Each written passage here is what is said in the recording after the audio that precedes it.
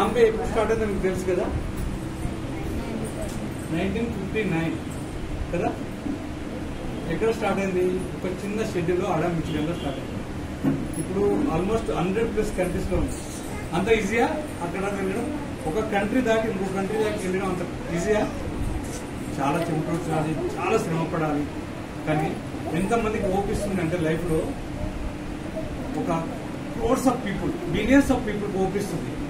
ఏది ఉన్నా లేకపోయినా జీరో ఇన్వెస్ట్మెంట్ తోటి బిజినెస్ స్టార్ట్ చేయండి, మీ లైఫ్ ని చేంజ్ చేసుకోండి. చాలా మందికి ఓపిస్తుంది.